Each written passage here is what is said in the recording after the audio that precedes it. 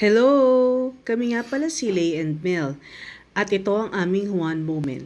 Nandito nga pala kami sa SM Fairview ngayon at napadaan kami dito sa may isang maliit na stall, Zaki's Pastillas. Nako, nabudol talaga kami. Nadaan kami sa free taste. Kaya napabili kami ng milk, strawberry, and coffee flavors.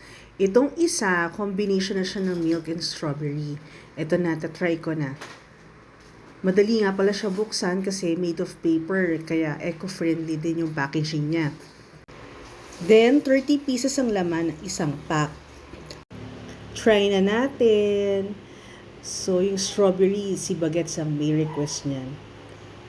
And masarap naman siya. Lasang-lasa yung strawberry. Pero ako, ito talaga yung favorite ko.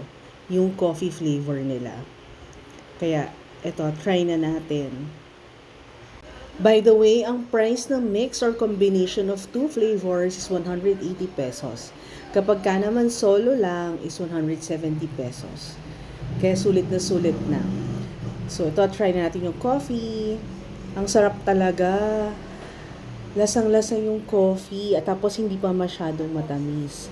So guys, kung interested kayo, you may visit them at SM Fairview sa may annex na side.